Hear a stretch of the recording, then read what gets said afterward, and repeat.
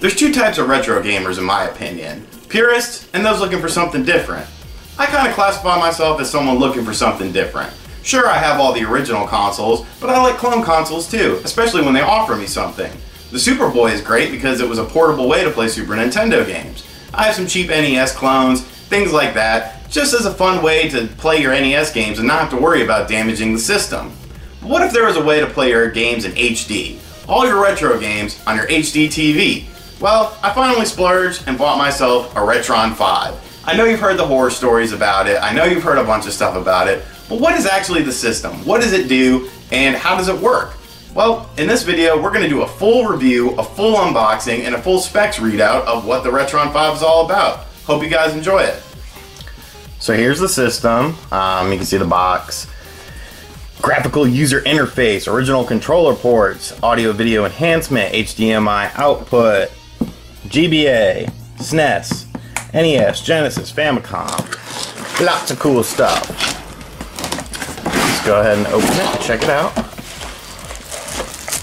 This is a wireless controller that comes with the system. You can hear it's got a nice click to it. I like that.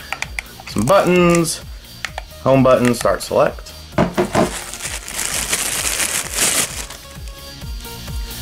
This appears to be a charging cable for the controller. Here is our HDMI cable for the system. It's pretty sturdy cable, pretty long too. That's nice.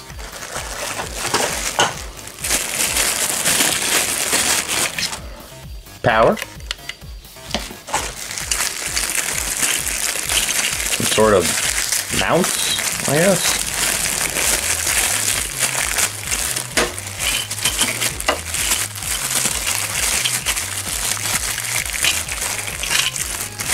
I don't really know what the point of these are. Whatever. Now, for the system itself. It's very lightweight, much lighter than I expected. So this is the console. As you can see, these are where Game Boy games go in.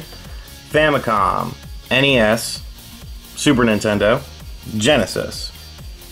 You have your, oh that's nice. You have your controller slots on the side. Genesis, NES, Super Nintendo. Super Nintendo, NES, Genesis, and they're covered, so that's kind of cool. It helps keep it sleek. You can see that's where you put in your controller. I guess that's where you can put your controller when it's not in use. Let's take a look at the back of the system. We have an SD card slot, HDMI, USB, more than likely for charging, and the AC adapter.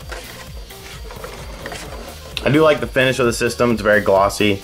It's an attractive looking system for sure, but it is a little lighter than I expected. The Retron 5 is capable of playing NES, Famicom, Super Nintendo, Super Famicom, Master System, Genesis, Game Boy, Game Boy Color, and Game Boy Advance systems. To play Master System games, you do need a mini base converter, which I do not own. The system uses Android emulation, not actual hardware, to extract data, including saves, from your cartridge to play your games. The controller is a wireless Bluetooth controller that's fully customizable and features a home menu for returning to the console's main graphical interface.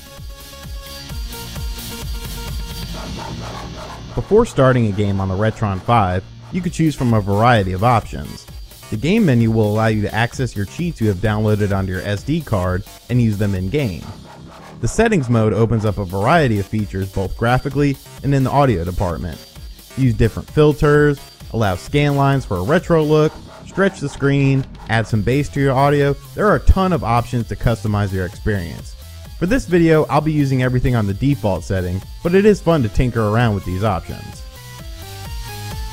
So first up, we're going to try the NES slot. And for this, I went with Castlevania 3 Dracula's Curse.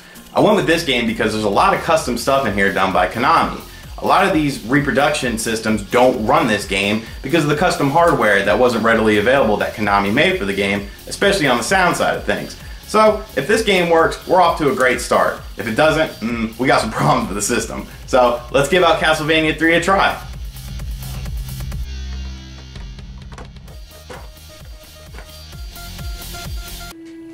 Alright, so the game's starting up. That's good. I love this game. Such a good game. And I am using the controller that comes with the system for all of this, just because I want to give it a good run for its money, see what it's about. And I'm not going to play these games very long. This is really just to, make sure everything works and everything's cool.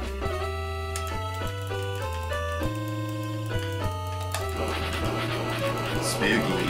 I love how crisp it looks. Everything looks so crisp with this system so far. Oh man, this is great. Alright, and this game is running perfect.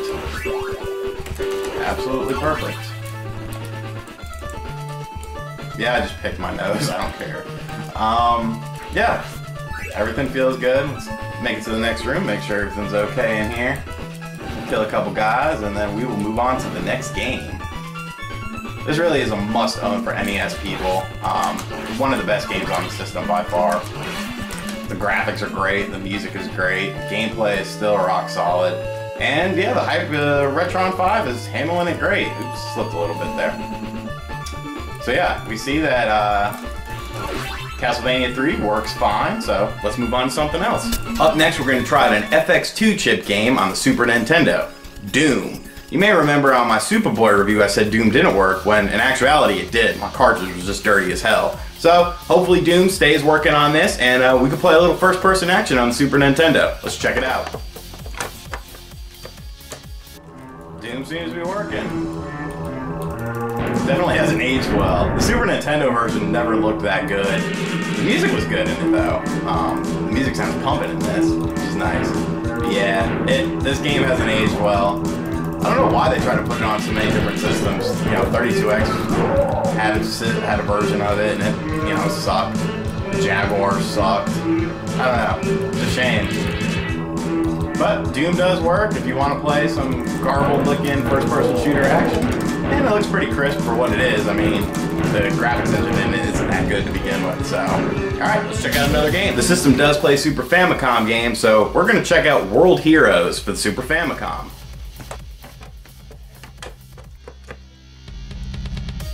World Heroes is a severely underrated fighting game, in my opinion. Very fun game. I enjoy it a good bit. I have the Super Famicom version just because I got it for really, really cheap to play on the Superboy that I did a review for. So let's check it out.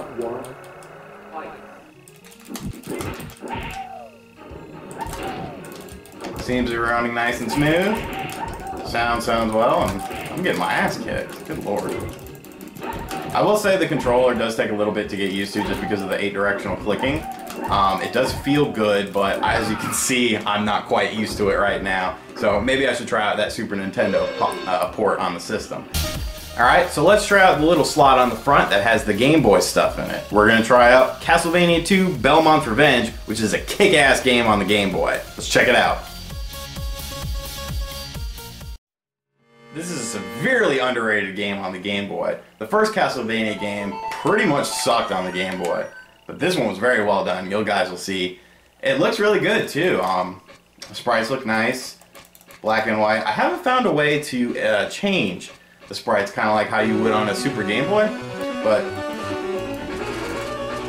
I love this song. Yeah, game's running nice. Looks pretty good too. Definitely a classic game. And it seems to be working well with the controller too, which is good, because a lot of platforming in these games. So, one down on the Game Boy. Now we gotta check out Game Boy Color and Game Boy Advance. For the Game Boy Color, I'm gonna go with one of the best games on the system, Super Mario Bros. Deluxe. Game kicks ass. First up, the colors look great on this. Very, very impressed with how good the colors look for this game. Which, is key. This is a very fun game, too. Wow! Oh my god, that's embarrassing. Let's see if we can do a little better. Yeah! We made it past the first dude. But yeah, this game is, looks very good. It's running nice and solid. The music sounds good. So, Game Boy Color, thumbs up. I really think it looks really, really good. I'm very impressed with how well the colors are popping on the Hdtv. So, thumbs up. Definite thumbs up. Beat is level. I'm no scrub lord. Alright, let's check out another game. For the Game Boy Advance side of things, we're going to hit up the Castlevania Double Pack. Definite must own.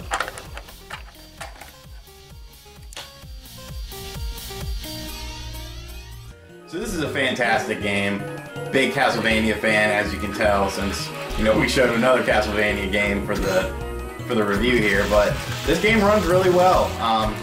If you notice, the game is actually at a save state from the cartridge of the game, which the system will import, which is a key feature. That's a really nice feature, and one of the benefits of using a system like this is that you don't lose your old saves. You can use your NES card saves, any system that it works for, it'll import the save, which is awesome. So, Castlevania is looking great. Let's check out something else.